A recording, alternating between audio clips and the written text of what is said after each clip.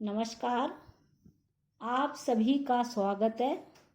मैं डॉक्टर सुमित्रा यादव, सह आचार्य श्री कल्याण राजकीय कन्या महाविद्यालय सीकर। आज हम फिर से इस वीडियो में कवि सुमित्रा नंदन पंत की कविता मौन निमंत्रण के अगले पद की व्याख्या करेंगे। इस पद में पंत जी ने प्रातःकाल के माध्यम से रहस्यवादी भावना की अभिव्यक्ति की है।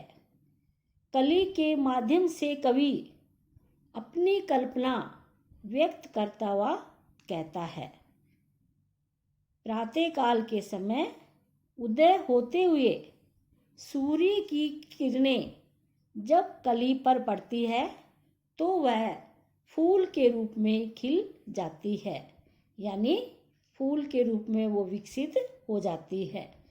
फूल की सुगंध चारों ओर फैल जाती है, वातावरण सुगंधमय हो जाता है।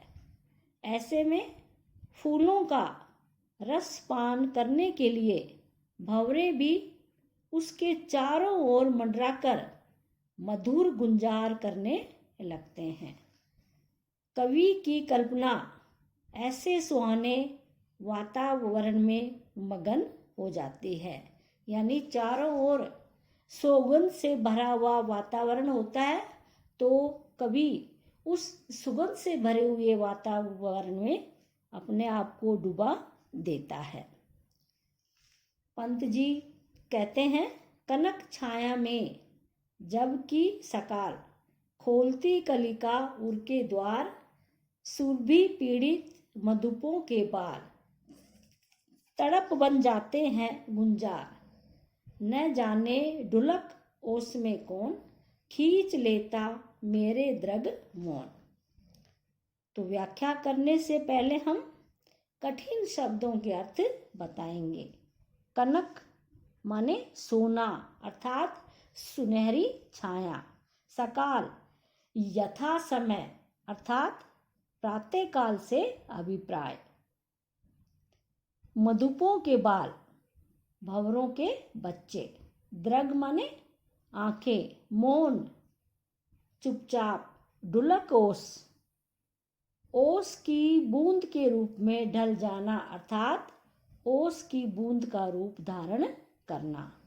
तो पंत जी कहते हैं, कनक छाया में जबकि सकाल खोलती कलिका उर के द्वार, कि जब कलिका प्रभात बेला में अपनी पंखुड़ियों को खोलकर खिल जाती है अर्थात प्रातःकाल सूर्य की किरणें कली पर पड़ती है तो कली विकसित होकर फूल में परिवर्तित हो जाती है। आगे कवि कहते हैं, सुरभि पीड़ित मधुपों के बाल, तड़प बन जाते हैं गुंजार, कि खिले हुए फूलों व उसकी सुगंध पाकर भंवरे के बच्चे बेचैन हो उठते हैं, क्योंकि उस समय एक उन्मत्त मादक करने वाली सुगंधित हवा बहने लगती है। इसलिए तो भंवरे जो रस और गंध से प्रेम करने वाले कली का रसपान करने के लिए बेचैन हो उठते हैं। यानी कवि ये कहता है कि जब कली खिलकर फूल बन जाती है और उस फूल में सुगंध चारों ओर वातावरण को सुगंधमय कर देती हैं, तो उस सुगंध को पाने के लिए भंवरों के जो बच्चे हैं वो बड़े बेचैन हो उठते हैं। उनके मानस में जो बेचैनी उत्पन्न होती है उसकी अभिव्यंजना भंवरे अपनी गुंजार से करते हैं। कभी आगे कहता है, न जाने ढुलक ओस में कौन, खींच लेता मेरे द्रग मौन। ऐसे मदहोश बनाने वाले वातावरण में न जाने कौन ओस की बूंदों का स्वरूप धारण करके चुपचाप मेरी आँखों को अपनी ओर आकर्षित करना चाहता है। यानी कवि ये कल्पना करता है कि ओस की बूंद के बहाने से चुपचाप मेरी आँखों को अपनी ओर खींचकर मुझे आकर्षित करने का कोई प्रयास करता है।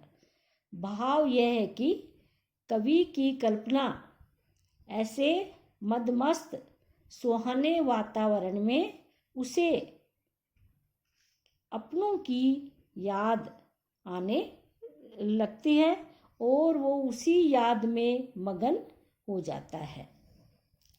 तो कवि पंत ने प्राकृतिक उपादानों के माध्यम से भावों की मार्मिक व सार्थक अभिव्यंजना की है और रूपक अलंकार का सार्थक